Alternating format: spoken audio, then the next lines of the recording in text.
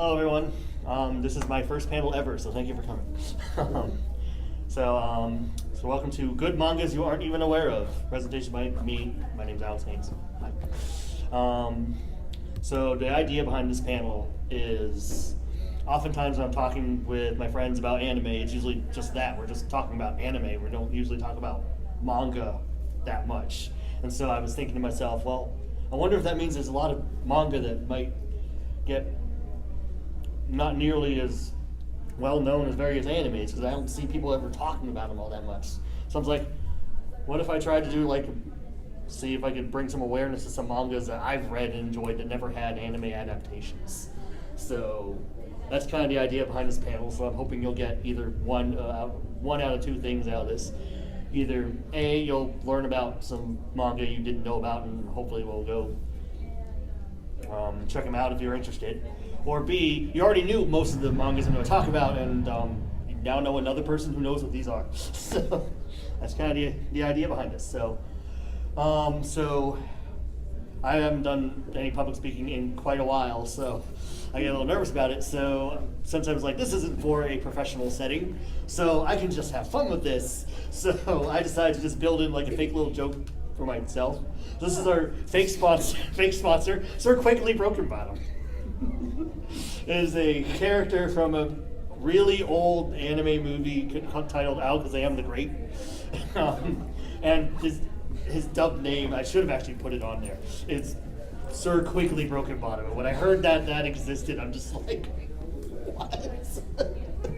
So, and Alakazam is not a Pokemon, but is this monkey who is really kind of a jerk. He starts off as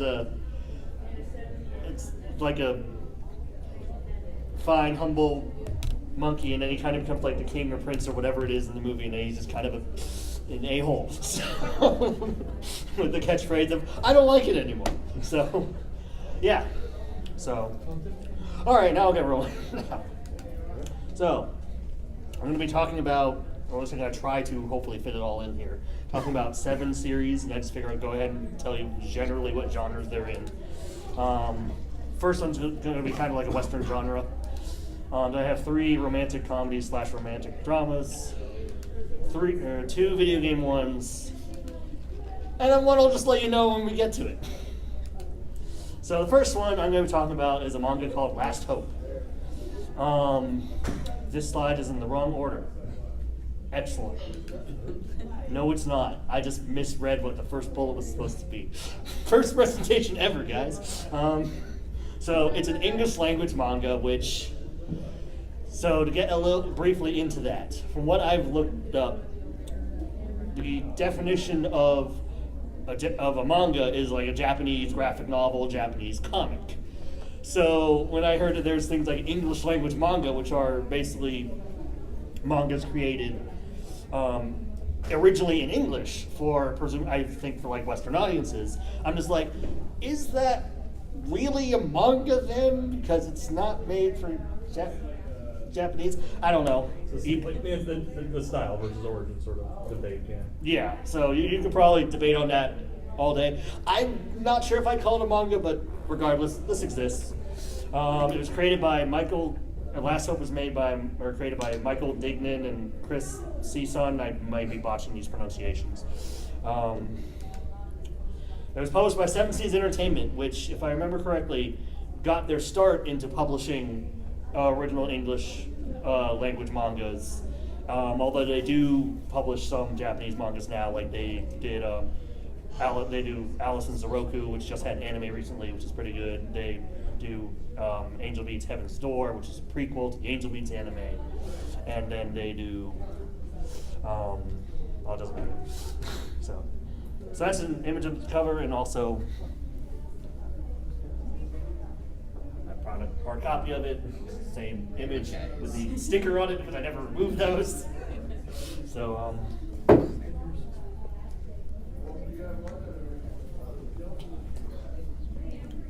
okay, so Last Hope. Actually, I should check something on here. Yeah, that's right. Okay, so Last Hope is a story that, where our main character, his name is Hiroto, is basically being I guess, let's see, he's being attacked by, I think it's his uncle. I forgot exactly which role it was. I think it was an uncle. It was like a lord who is trying to usurp his family's power, and so he killed all of his family, and he needs to go, and Hiroto's like the last one he needs to kill. But then he ends up escaping via this device that allows him to cross dimensions. And so he crosses the dimension into another one, but when he does that, the device partially breaks. Like, he's still able to cross dimensions, but he can't choose where to go anymore. So in this new dimension he ends up in, he joins this high school and masquerading as a high school student in an attempt to find someone there who can help him fix it, which then leads into him meeting the rest of our main cast, which are a bunch of high school students who, when I was first reading this, I swear they were college age because they didn't have school uniforms and they were only going to class at certain times. And then as I was reading more, I was like, oh wait, no, they're high school students. And then one of them later on says that she's 14 years old. I'm like, okay, you're young high school students. Okay, I had that wrong, whatever. So, and basically a situation happens that I won't spoil, that basically has the group end up crossing into various different dimensions. And that's basically the premise of the story, is them crossing dimensions in an attempt to get back.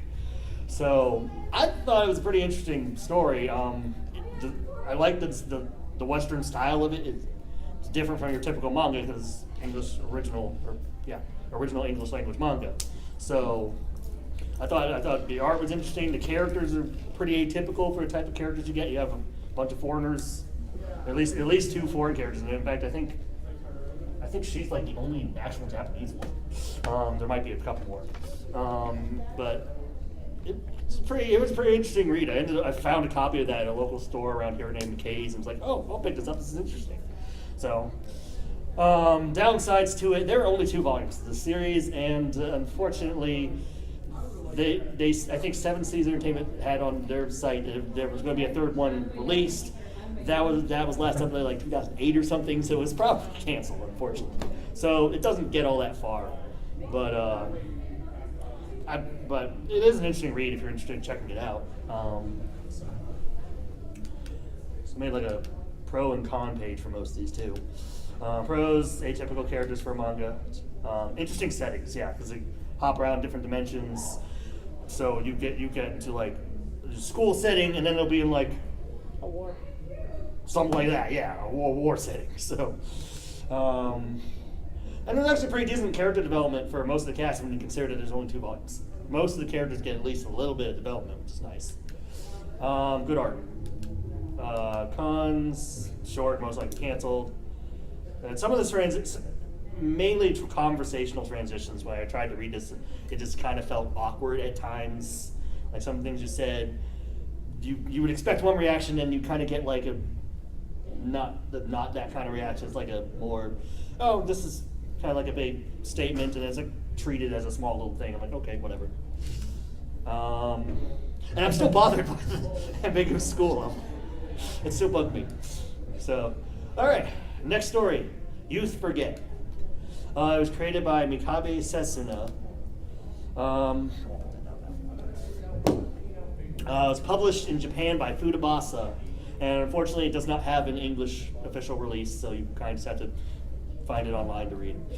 It was originally published in 2011.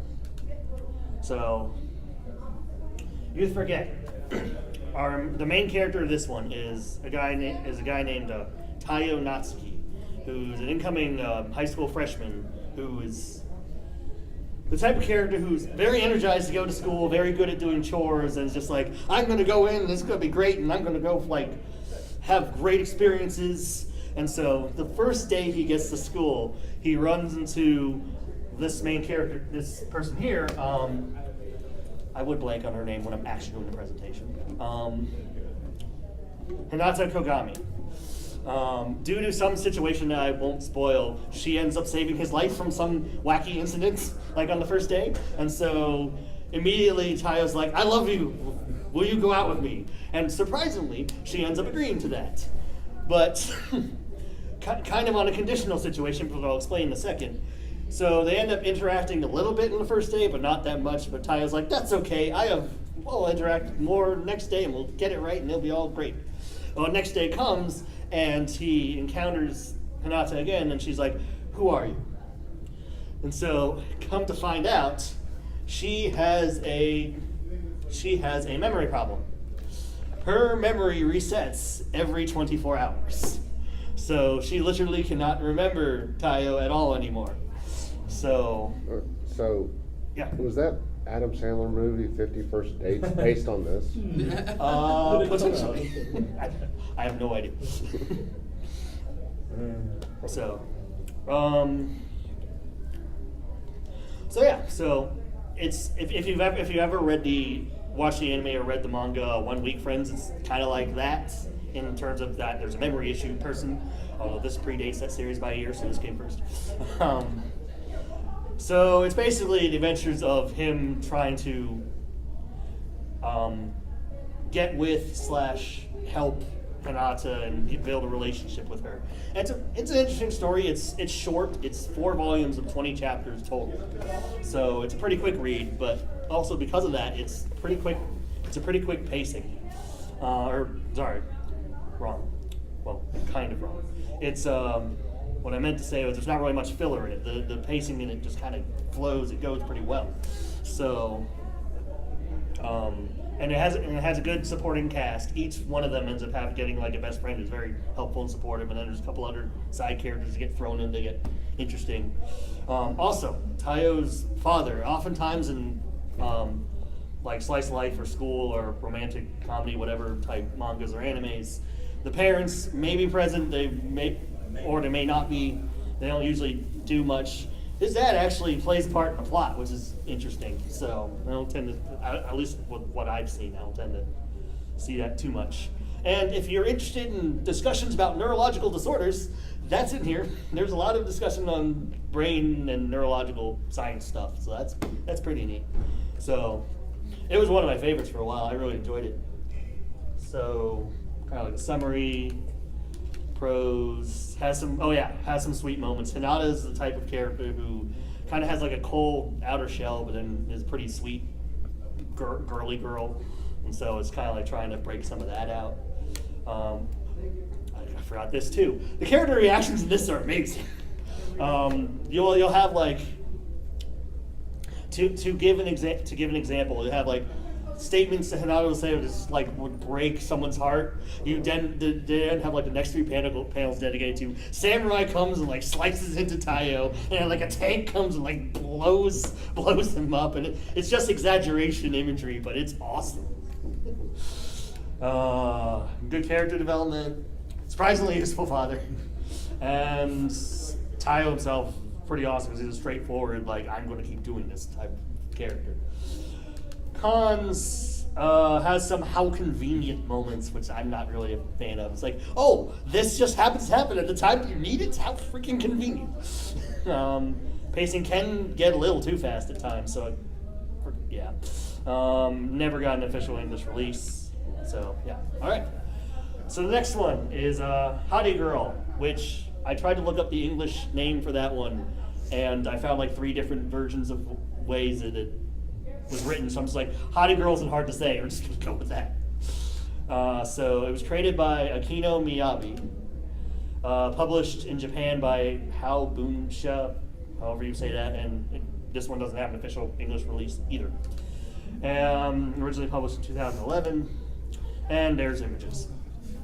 So the story behind this one is you have Sanae Kagura is sitting at home watching a TV show where 2 people confess their love for each other, and then she starts rolling around on the ground being like, I wish I could have a love like this too. Well, this love angel, literally a little love angel, comes down from the sky or wherever and then produces an egg, and then it's like, this egg is going to give you a whole bunch of tasks to do, and if you do all of these, your true love will be forever cemented. You will guarantee happiness with your true love. But if you fail even one of these tasks, then you will never be able to bond with or have a true love throughout your whole life. It's like, no pressure.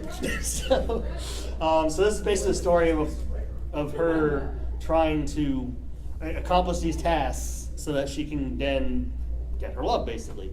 So Sanai is the type of character who, kind of like Hinata, she's got a cold exterior and says harsh statements towards people, although mainly guys. But the reasoning behind that is because she is afraid of interacting with guys. She doesn't really know how to handle it very well. So as a result, she just kind of like goes into this colder persona. So that's kind of where that comes from. Her best friend is a girl named Kukika, which is that person, who's a very energetic girl and very supportive of Sanai and helpful. And one thing I will go ahead and spoil, this isn't a harem series. It does end up being all these tasks she's trying to get with this one particular person, whose name is Ryo Honda, who is this guy who, I wish I had got a picture with his face, but I want to try to get as many characters as I could, and that was a good picture. So, and it's one of those series where they basically create a whole bunch of ridiculous situations. So a lot of hijinks happen, and you get like, why would you, like, there's one scene where like Sanai and Honda have to like eat food while wearing like the same shirt or something. It's weird. As a result, it makes some pretty funny situations. Let's see. This one, I believe it's 5 volumes of 30 chapters. I know it's 30 chapters, just forget the volume count. So it's also kind of short, but longer than you'd forget. And it's interesting. It has a lot of sweet moments, and yeah. It's let's see. So pros on that, sweet moments again, occasionally adorable. Kukika is a great support character. This is more of one of those I had trouble coming up with. This of all the ones on my list, I think this is probably the least standoutish. I had trouble coming up with like a particular statement to fit into all of these, but it's still good. It does. Oh yeah, that's right. It does drag on a bit towards the end. It gets to one situation where it's like, oh, I guess we're going to end here, and it's like, no, we're just going to create this situation. So it's extended an extra like 5-10 chapters. Okay. And yeah, Sanai's awkwardness can get a tad annoying. She does have her moments where where it's hard to like her, but at the same time, you also have to understand she's being forced into a situation very much outside of her comfort zone. If you think of it like that, a lot of people would have lots of uncomfortableness with that. And sometimes that does create funny moments. And again, never had an official English release. So yeah.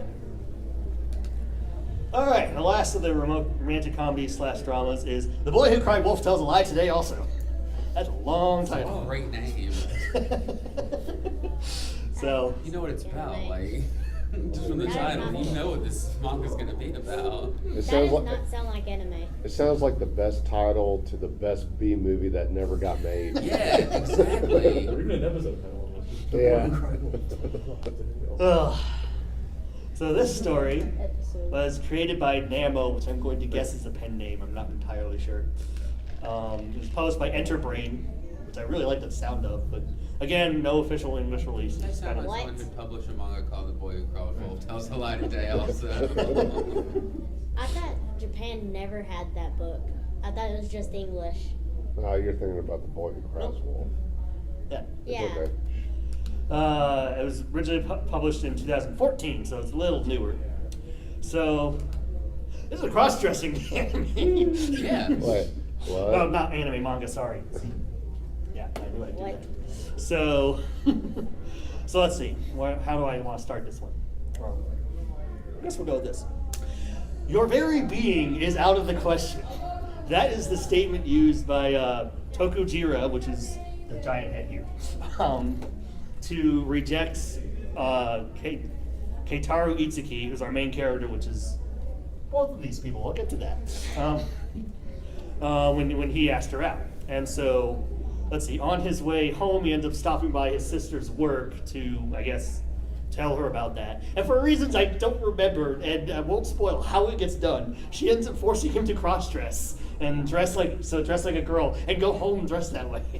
So he starts walking home, and he encounters a group of guys who are hitting on Tokujira. So he ends up, while dressed as a girl, goes into that crowd and basically saves Tokujira from those guys.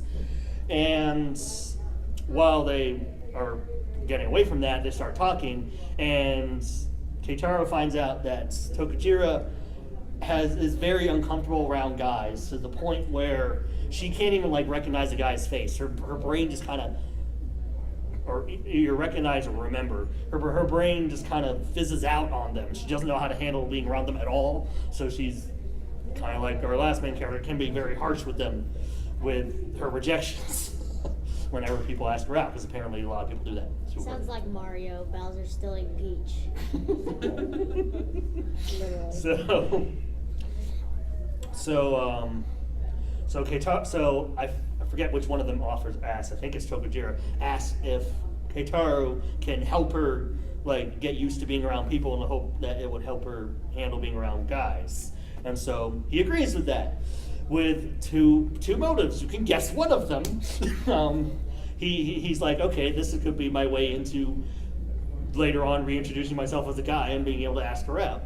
And then the other one is he does actually genuinely want to help her out. He is a good person at heart. So Keitaro's the type of guy, from what I've read so far, that he's a good person and he's pretty aware of the situation he's in. So he knows that this could end up backfiring and causing issues. And honestly, there are some moments where like things will go wrong, and he'll handle that situation kind of pretty okay, to be honest. He's a quick, snappy individual in terms of like being able to dish out little one-liner quips at people. Let's see. Tokujira is quiet, loves to read books a lot, and I don't really know what else to say about her.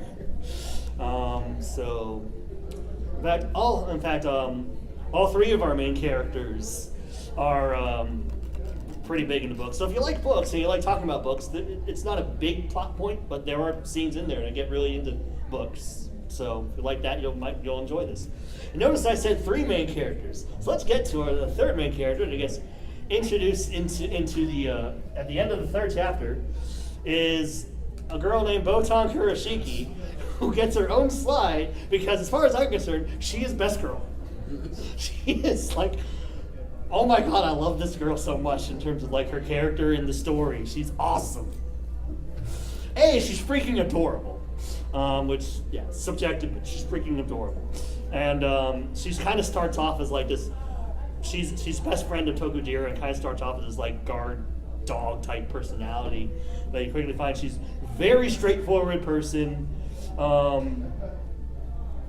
happy-go-lucky, funny. I don't know, I can't find anything I don't like about her, so I'm just like, you were like the best in like all the mangas I've read and like animes I've watched. You were like the best character ever. You are best girl. So she got her own slide. So yeah. So I believe this series is still continuing. I believe the latest chapter that they fan translated is chapter 27. I don't know how long this is gonna go, but it's good. Pros. Botan. Probably saw that coming. Game number. Oh, I didn't even talk about that. I mentioned it and didn't really get into it. I'm sorry. Yeah. So, well, I kind of talked about it. So yeah, if you're into stories about cross-dressing, that's also a big point too, because obviously Keitaro's dressing as a girl when he's doing these interactions with Tokujira. So, I gained a kind of appreciation for them. Your experience may vary. That's right. So there's one character who kind of starts off as, you think it's just going to be like a one-off, he's not going to do anything again. And then he kind of shows up later, and then he shows up later again, and he ends up becoming a pretty interesting character later on. So I thought that was neat. His last name is Itsuki, but Keitaro Itsuki. Yeah, holds things together pretty well when things go wrong. Mentioned that books. Cons. Male side characters who aren't the one referenced above are pretty much like almost non-existent. So it's like they exist, they do like a few lines, and then they disappear. And on some occasions, I just do not like Tokatira's personality. And again, still no official English release for this one either. So next one, we're out of the romantic comedy / drama ones. Now we're on to the video game ones. And the first one I'm going to talk about is Online the Comic. It was created by Karo Pion. Again, I'm guessing that's a pen name. I'm not sure. Published by Shogakukan Creative in Japan. And this one does have an official English release by Dina Manga Box, which, from what I've seen, is either a subscription service and you can then read whatever they publish on their site, or you have to buy the whatever they publish individually. I'm not sure. I've not actually looked into that because I prefer reading physical over digital, so I don't really look into that much. But yeah, it's a digitally released series. Originally published in 2013. And those are covers of the first 7 volumes. So the story, it begins with our main character is a female adult named Mai Yashiro, who, after watching a news report about like a bunch of someone who has been mysteriously killed, goes out to check her mail and finds this video game console inside of her mailbox. And it has a game in it titled Nightmare. And it starts speaking to her, basically saying, you need to start playing this game. And if you do not play this game, we will kill everyone you know and love. And so it's like, oh, okay. So she picks up the game and starts playing it. And she ends up doing pretty well in the first battle she gets into. So, okay, I'm doing it right on time. In the first battle she gets into. So she gets recruited to basically join this company who I meant to look up what the name of it was and I didn't, so we're just going to call it company. I apologize. This company that's dedicated entirely to the game of Nightmare. Everyone, all the employees, all the people working in it, that's an employee. Okay. All the employees have the game and are working in different subsections of it to try to help in various ways. We have a group that's trying to help retain lost body parts. I'll get to that in a second. A group dedicated to exploring the game, trying to learn as much of it as they can, and a group dedicated to being like, we are the main battle force that are going to go and fight all the stuff. The scouting group, the one exploring, discover. That is the main premise of it. So the game Nightmare itself is basically, what should I go with? So your avatar is basically actually you. They somehow managed to put yourself in there, and it's one of those like RPG-ish. So you have stats, you have health bar number, you have armor and weapons. But one of the interesting things in it is you must select a revival cost, which is basically if you die, this revival cost gets used up. The revival costs are your actual body parts. So like your arm, like your left arm, your right arm, your mouth, your legs. So if you get a game over by like losing a fight, or if you don't gain at least 100 CP, which is the money in that game, a day, then you lose your revival costs. And what that means is like, say I have my left arm raised up like this right now,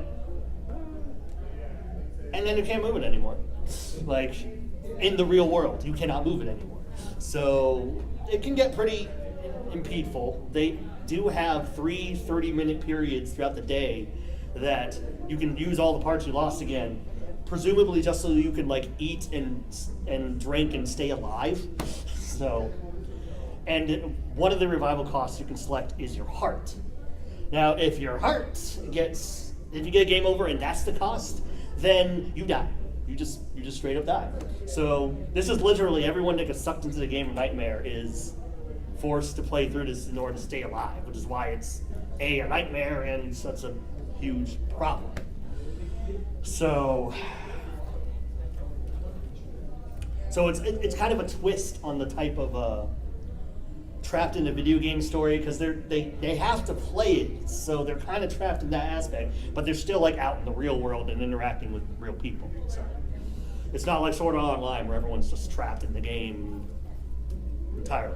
So let's see, what can I say about the characters? So my Yashiro is she's an intelligent woman. She's pretty good at being able to figure out the situation and devise like a strategy to figure out how to beat this opponent. But at the same time, she's very aware of the type of situation that she's in. So she's gets afraid and anxious when you consider the fact that, like, oh my god, if I lose, I would I could potentially like head towards death. So she flubs up in some situations, like you would expect, like a lot of people probably would if you're in that kind of a scenario.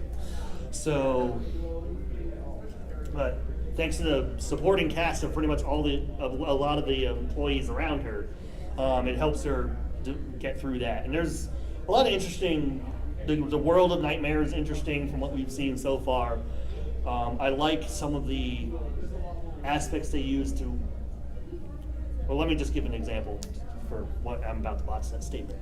One of the big features in that occurs a lot is they use chat rooms that the people actually enter into to exchange information about the game, find out more about how Nightmare works. So chat rooms play a big role in this. And then there's like online guides and like maps and all that. So it's pretty neat. And there's development on the outside too. You get more of like her backstory, which ends up tying into this other character who's probably pretty much the second main character, named Taisuke Asagi. I'm going to talk about him for a minute.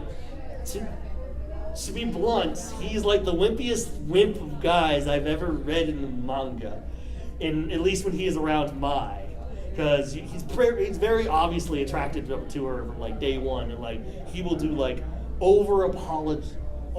like over apologetic, be like, oh, I just found out this type of food you like, so I'm just going to make that for you, but like the very next day plop that down, not even say anything why I did that. So it's very cringeworthy at first with him, but it does get better. And he is a competent person outside of dealing with mine.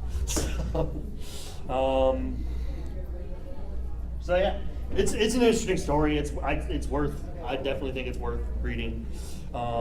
It's still ongoing. I believe the latest translation is chapter 84, I think. So this is a bit longer. Yeah. Pros, video game stuff.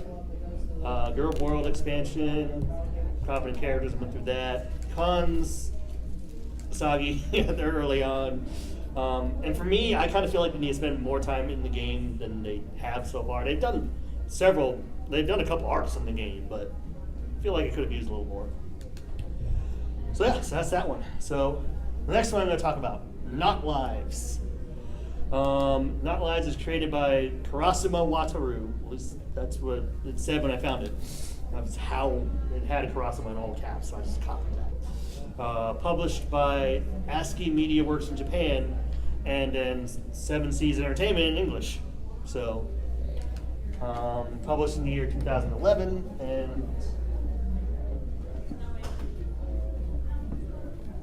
so here's a cover of the first volume of this. Okay.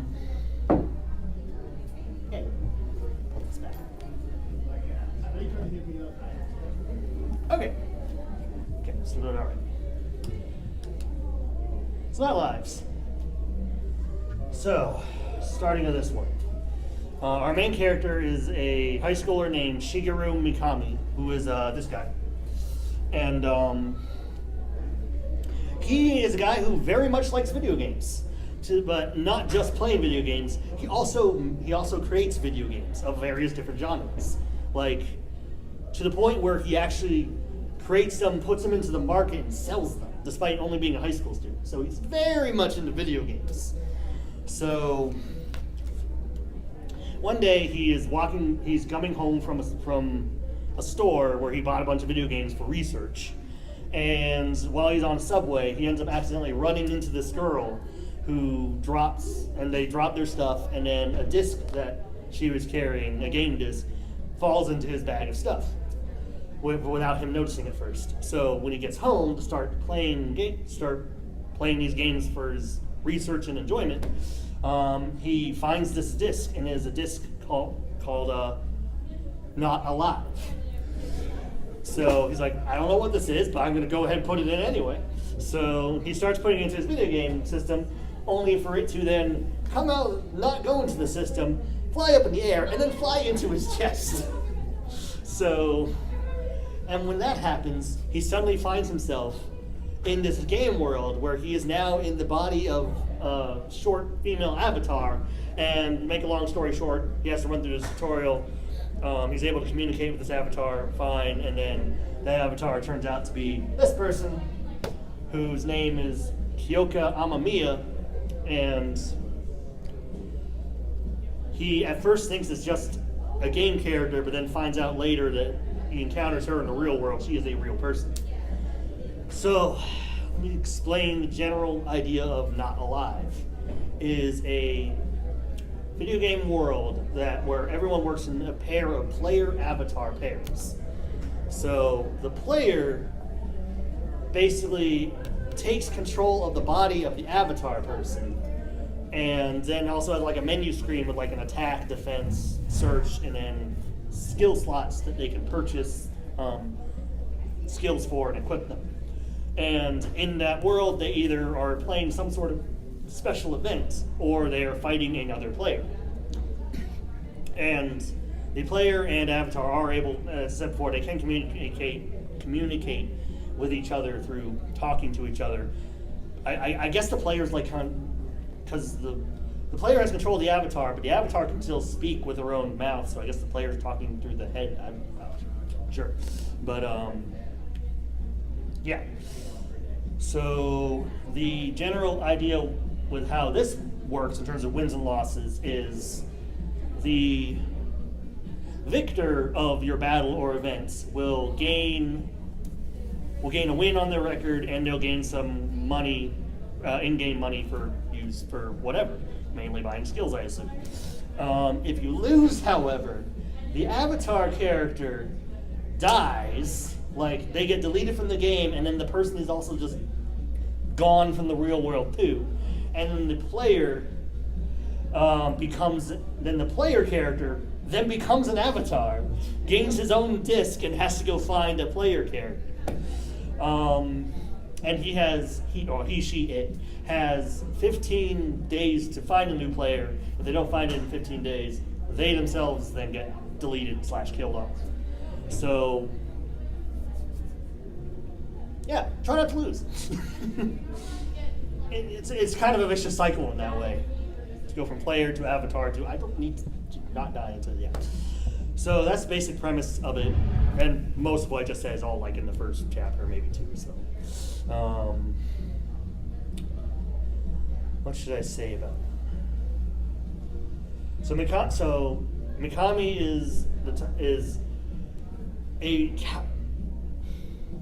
he's one of those glasses-wearing intelligent characters. Is very calculative, I guess.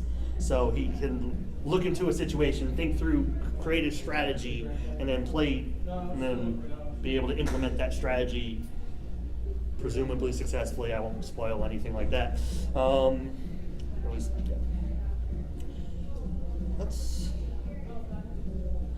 Okay. So,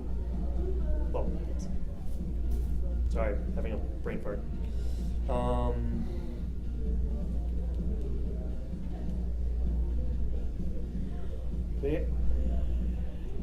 Okay, I'm just gonna move on. If I think of something, I'll come back. So Kyoka Amamiya here is basically kind of your short and sweet statement. I'm just gonna tell you what you need to know to get this done, and then that's really all you need to know about me. That's okay. Okay, goodbye. And it does turn in one of the situations where Mikami basically just kind of has to pry stuff out of her to learn more about situations going on.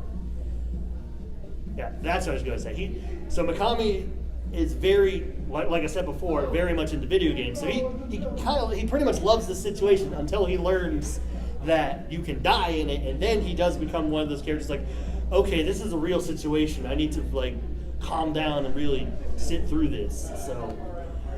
So it's interesting. It's basically a story about them becoming a dynamic duo and getting through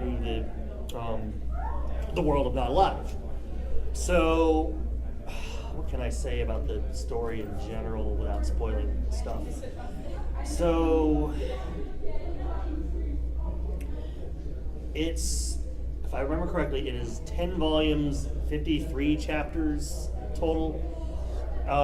The official English release, I believe, just released the 6th volume to it, but in Japan they already finished it up, so basically I just read all the hard volumes and then just read the rest of the fan translations online.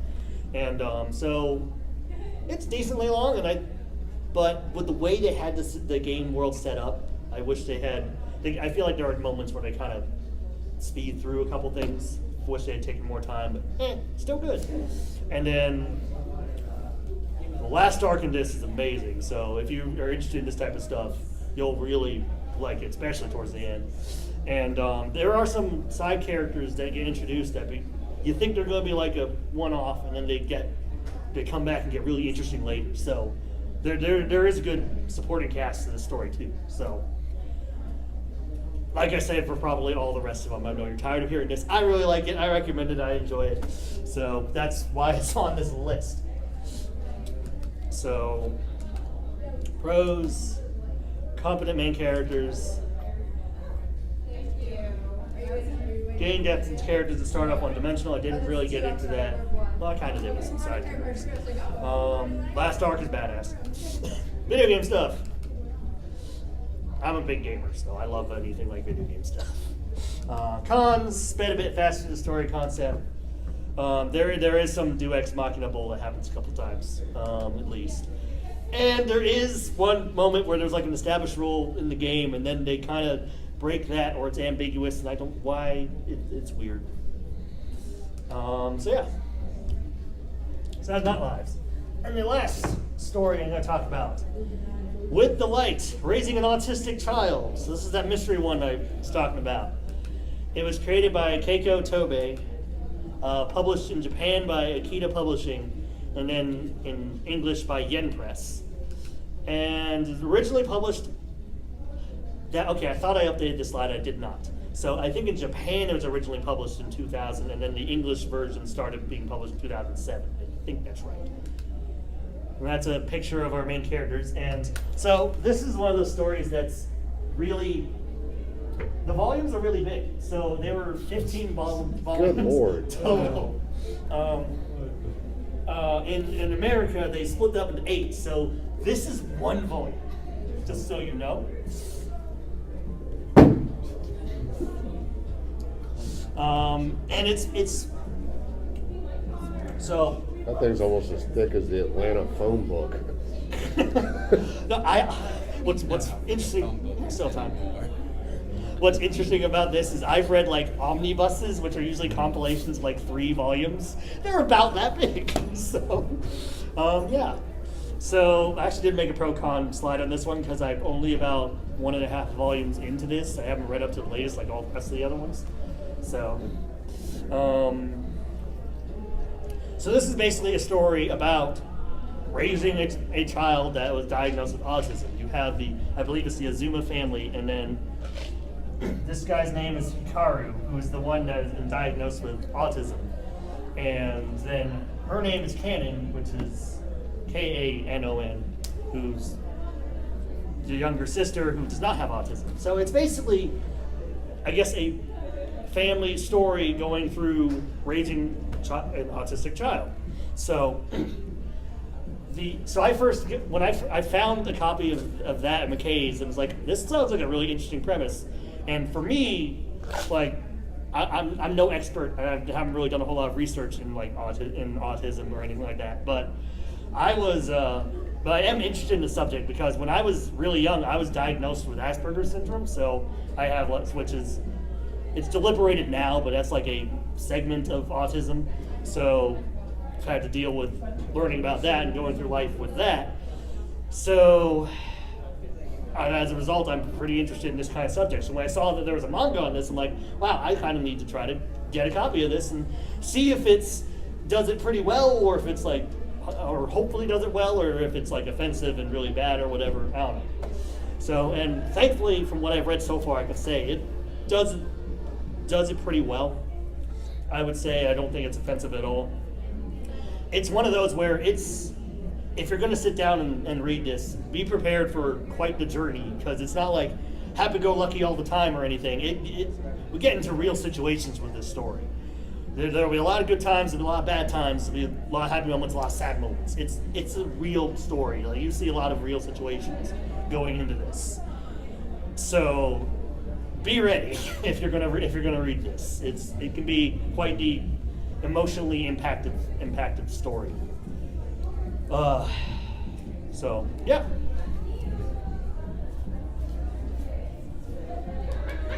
Honorable mentions. These are ones that I wanted to talk about, but either they didn't fit the criteria, or I didn't get to them, or whatever. First one, Love and Lies, Koide Uso. I wanted to talk about this one, and they're like, we have an anime for it coming out this summer that is now currently playing. I think we're on like the 5th episode. I'm like, dang it.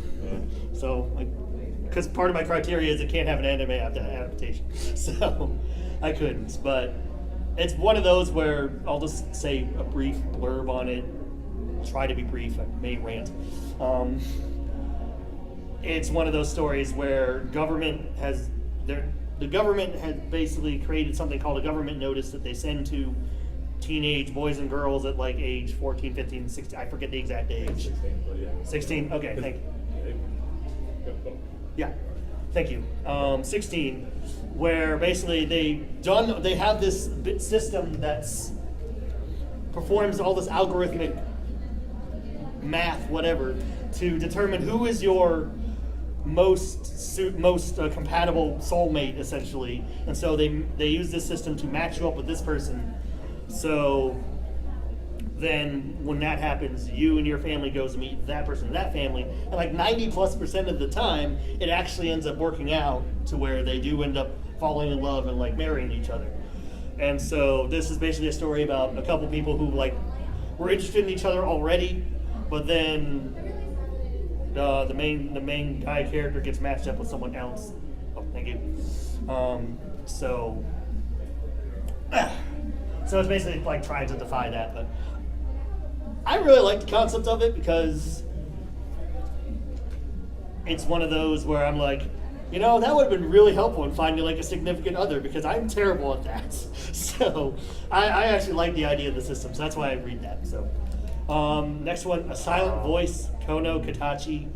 That's one that had like a one shot, and then it had a manga series, and they just released an OVA movie, which I haven't watched the movie, but I read all the series, and it's really good. It's about a character who basically can't talk, and I can't remember. I think she's like partially deaf. I think that's it, and she can't really talk, and so it's kind of goes through interactions with this character. Then UQ Holder, which is the sequel series to the Magic Sensei Negima series, which had an anime series that stopped about like a couple volumes into the manga before it got way awesome. And so this is the sequel to that manga series. So I really liked it. Green Worlds, I put this on here because I like the concept of it, but I haven't actually read it yet at all, so I don't know if it's good, but I like the idea of it. It's like plants devastate the world, and people are trying to revolt against these plants. Like, it's dark from what I understand. Teasing Master Takagi-san is just one I found online one day. It's basically these two like 5th graders, where one is like trying to one up the other, the girl named Takagi-san or Takagi, and she's basically able to one up him every single time. It's just hijinks. It's entertaining. And I put sources because I don't know if that's necessary or not in a non-professional setting. And that's it. So I hope you enjoyed this. So.